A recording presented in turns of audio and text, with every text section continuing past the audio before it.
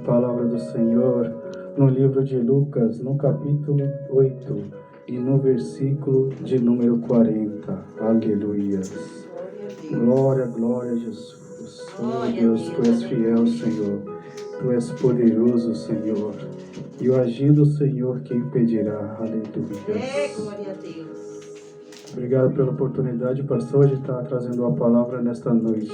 Oh, aleluia, Glória a Jesus. Jesus. Fala conosco, Senhor, aquilo que é da Tua vontade. Oh, aleluia. Lucas 8, no capítulo de número 40, pastor. Oh, aleluia. Santo, santo, aleluia. Glória a Deus. Glória a Aleluia. Deus. Oh, glória a Jesus. Amém, irmãos? Lucas 8, no capítulo de número 40, o pedido de Jairo. A minha Bíblia é atualizada, posso estar um pouquinho diferente, tá, irmãos? Ao regressar Jesus, a multidão o recebeu com alegria, porque todos o estavam esperando. Eis que veio um homem chamado Jairo, que era chefe da sinagoga, e prostrando-se aos pés de Jesus, lhe suplicou que chegasse até a sua casa, pois tinha uma filha única, de uns 12 anos, que estava à morte. Aleluias. Pode se assentar, irmãos. Glória a Deus por esta palavra. Irmãos, Deus muitas das vezes Ele vai propor para nós situações para que nós voltamos à presença dEle, para que nós volte a ter os nossos olhos atentos ao Senhor. Porque, irmãos, veja aqui que Jairo era um chefe da sinagoga. A sinagoga era uma tenda, uma igreja onde eles se reuniam para orações. Mas as orações que eles faziam nessa tenda eram orações a deuses. Não era uma oração a Deus dos exércitos que pode mudar a nossa vida, né? Deus não salva ninguém, perdão, Deus não salva ninguém. Deus não tem poder sobre a vida de ninguém, né? Porque quando eles estão lá adorando esses falsos deuses, por que a filha de Jairo não é curada através desses deuses? Porque deuses, eles não existem. Deuses é só na mente do ser humano que muitas das vezes é enganado, muito menos, às vezes passa até despercebido de alguma situação, né? Por não conhecer a palavra, né, irmãos? Só a salvação em Cristo Jesus. Mas o interessante dessa palavra, irmãos, é que quando Jairo vai de encontro a Jesus, a palavra vai nos dizer que ele se prostra ao Senhor. Sabe por que ele se prostra ao Senhor? É reconhecendo quem Jesus é de verdade. Aleluias! Só se prostra ao Senhor que reconhece que Jesus é maior do que ele. Aleluias! Jairo era conhecido pelos homens. Jairo, ele era conhecido por ser ali um chefe, um grande líder. Nos dias de hoje, digamos que um pastor. Mas ele não era tão reconhecido, ele não tinha tanta intimidade com Deus. Mas quando ele se prostra, ele somente entrega para Deus para reconhecer que Jesus é muito maior do que ele. Oh, aleluia. Veja que agora ele vai falar assim para Jairo, ó, Pai Jesus, minha filha está doente, vai até a minha casa, porque minha filha está moribunda, né? E a enfermidade dela que pode trazê-la à morte. Quando chega um das sinagogas e fala para ele, mestre, por que incomoda o mestre? Sua filha já morreu. Você imagina a cabeça de Jairo nessa situação? Meu Porque Deus! ali não está mais o chefe da sinagoga, não está um líder, mas ali já é um clamor de um pai, Jesus! né? É o clamor de um pai pela vida da sua filha. Interessante é que, e se Jairo desiste por causa da palavra que veio de um dos seus da sinagoga, falando que que a filha de Jairo havia falecido ou estava morta. E se ele desistisse? Será que o Senhor operava um milagre que estava sobre a vida dela? Porque tem coisas que vai acontecer no meio do caminho que é para a gente não desistir, né? Eita Deus. Porque a palavra vai nos dizer que no meio desse caminho aparece uma mulher que havia 12 anos de uma hemorragia. Uma mulher que muitos via ela como impura porque não podia chegar perto dela. Né? Você imagina a situação difícil dessa mulher. Nós não estamos falando de 12 dias, irmãos. Nós estamos falando de 12 anos. 12 anos sofrendo de uma hemorragia, aquele mau cheiro que não podia chegar perto das pessoas. Aquele odor muito forte que as pessoas muitas das vezes até desprezavam ela, né? Por causa da situação dela. Mas o interessante, irmão, é que ela ouve que Jesus está chegando na cidade. Quando Jesus está chegando, ela vê ali a porta para que ela seja curada, né? Porque quando Jesus chega, algo acontece. Jesus está na casa e algo está acontecendo, irmão. Verdade, Senhor. Aleluia. Quando Jesus chega e ela tem que enfrentar aquela multidão, você imagina ela ter que enfrentar uma multidão na situação dela, irmãos. Aquela situação do mau cheiro, aquela situação do desprezo das pessoas, aquela situação das pessoas olhar com ela de uma forma diferente, né? Como que é difícil para essa mulher. Mas o pensamento dela está apenas em ser curada. Ela não se importa com a multidão. Porque muitas das vezes nós vamos ter que enfrentar a multidão para chegar àquilo que queremos. Porque muitas das vezes pessoas dão palpite sobre as nossas vidas. Se nós for dar atenção, nós não chegamos no caminho onde Deus quer que nós chegamos. Ela não se importa com a multidão. Veja que ela fala: somente eu tocar a veste de Jesus, eu serei curada. Somente eu tocar. É forte, irmãos. Que palavra poderosa, porque só tocar nas vestes, não precisa nem falar uma palavra. Jesus está passando, você tocou, imediatamente você ficará curado. Foi o que aconteceu com ela. Porque imediatamente aquele sangue parou, cessou, ela foi curada.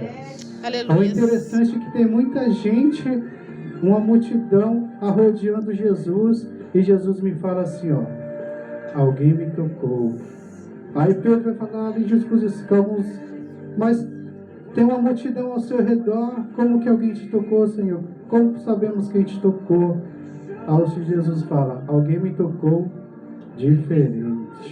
Aleluias! Alguém me tocou, não foi de qualquer maneira, irmãos. Alguém tocou diferente. Alguém tocou de uma forma que talvez nunca alguém tivesse tocado o Senhor Jesus ali.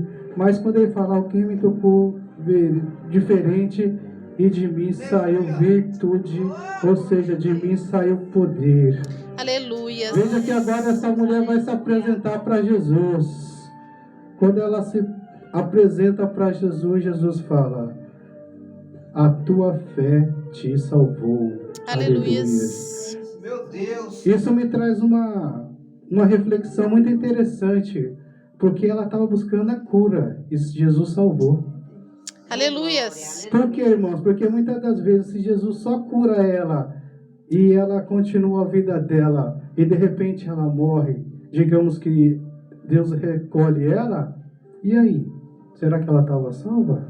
Não, ela só estava curada. É, Não tinha Deus, salvação. aleluias. Você entendeu por que Jesus salva primeiro para depois curar?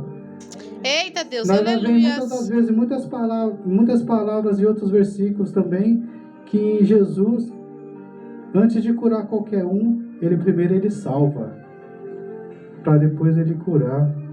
É Jesus poderoso que está sobre nós, que habita em nós, né, irmãos? Essa mulher, é interessante que essa filha de Jairo, agora o Jairo vai Jesus vai até a casa dela, e quando chega até a casa dela, irmãos, encontra ali pessoas chorando, pessoas ali naquela situação de luto, né? E Jesus chega naquela casa e fala assim, ó, ela não está morta. Ela não está morta. As pessoas começam a rir de Jesus, né? Debochando de Jesus naquela situação. Mas eles não entenderam que quem está ali naquele momento é o dono da vida. Aleluias. Quem está ali naquele momento é aquele que venceu a morte. E que no terceiro dia ele ressuscitou. Oh, Jesus, A morte venceu Davi. A morte venceu muitos discípulos do Senhor. Mas quando chegou em Jesus, a morte pegou em retirada. Porque o Senhor Jesus tem poder sobre a morte. É verdade. Não é diferente na vida dessa menina aqui, filha de Jairo. Porque agora o Senhor Jesus vai liberar ela uma palavra. E fala para ela, levanta-te. Basta uma palavra de Jesus para o milagre acontecer. Aleluias. Jesus fala para ela, levanta-te. E a menina levanta. Naquele momento você imagina aquelas pessoas que não acompanharam, que ficaram do lado de fora quando vê que a menina voltou à vida, né? Porque há milagres, irmão, que Deus vai fazer em oculto nas nossas vidas. Ninguém Deus, precisa aleluias. ver, ninguém precisa estar presente, né? Naquele momento, tem coisa que é só você e Deus, que é só você e Jesus, né?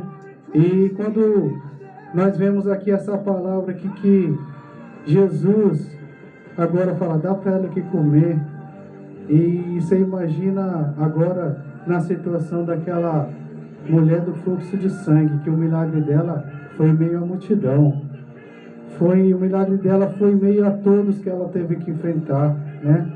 Há dois tipos de milagre, aquele que é oculto e aquele que a multidão precisa ver.